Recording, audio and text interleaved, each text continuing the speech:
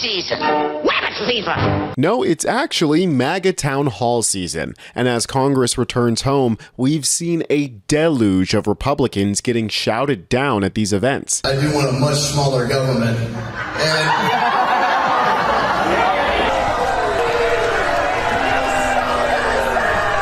How much do the taxpayers have to pay for a fascist country? And the latest is Ashley Hinson of Iowa, who's actually being eyed to replace Joni Ernst after her shameful display at her own town hall spelled doom for her re-election. Well, we all are going to die. The only thing that's dying is Joni Ernst's career and hopefully Trump if we're lucky.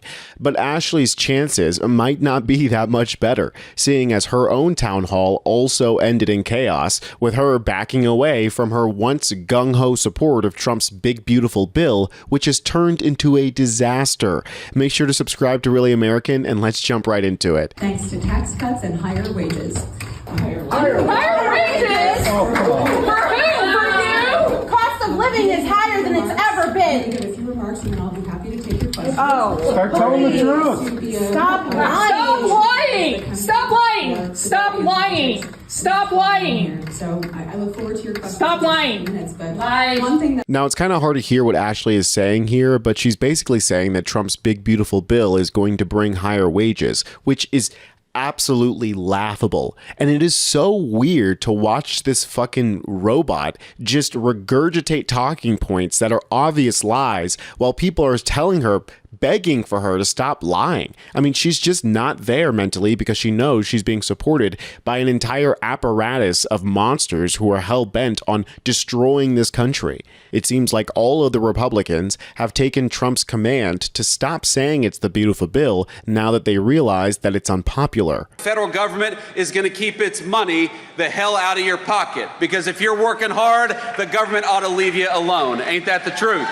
And that's what the working families tax cut did. No matter where you are in this country, if you're working hard and play by the rules, you ought to have a government that stands up for you instead of fights against you. Did he just say that the government's going to keep its money out of my pocket?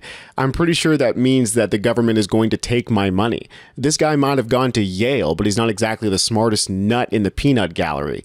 But you'll notice that he said the working families tax cut, and you might be asking yourself, what the fuck is that? Well, that's what they're trying to call Trump's big beautiful bill now. it passed the one big beautiful bill. I call it the working families tax cuts because that's what it is. There's a lot of misinformation out there about Now, what's the purpose of the rebrand? Well, polling numbers aren't exactly coming back too good on Trump's big beautiful bill. Take a look at the overall numbers you mentioned here. 61% of Americans in our brand new poll by SSRS oppose the mega bill that Trump signed into law on July 4th. 39% support it. Ashley Hinson herself learned the hard way last month that people do not like the big beautiful bill.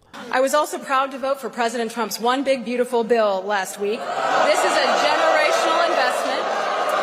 This is a general investment. This is your time. Okay. Now, if you hear Hinson explain her town halls, she'll say that she's soothing the fears of her constituents and that it was actually going swimmingly. She sat down with local news just yesterday to explain how her town halls are going. Traditional town halls you are holding in person, even though there have been calls by the GOP at the national level to avoid them given the political climate. And some are heeding that advice and holding tele-town halls, not the traditional type of events. Why the face-to-face? Yeah, some people give me hugs and some people give me other suggestions, but what I think is the most important is I have always pledged to be transparent and accessible. I was a journalist by trade before I got into the political arena, and I always asked people tough questions. I thought I prided myself on doing that, and I've kind of tried to take that same operational standard to my role in Congress. So whether I'm questioning somebody on the dais where I'm asking someone an oversight question as an appropriator, or I'm facing my constituents, I think it's really important that we're all accountable to each other. So I've continued to do them. I did them sometimes under the Biden administration when I was doing them. I might have 10 people show up. I will say this too about the One Big Beautiful Bill. A lot of the questions at my town halls, people were fearful about some of the changes, and I was able to allay those fears by telling them what was actually in the bill, not what they were reading online. But in reality, Trump's big ugly budget bill isn't going swimmingly. When asked recently about her positions on the Big Beautiful Bill and what parts she likes, this is what she said. On wind and renewable energy, she said she supports an all-of-the-above approach. On immigration and trade, she says she supports ICE and the tariffs, despite John Deere's layoffs and tariff concerns affecting Iowa farmers.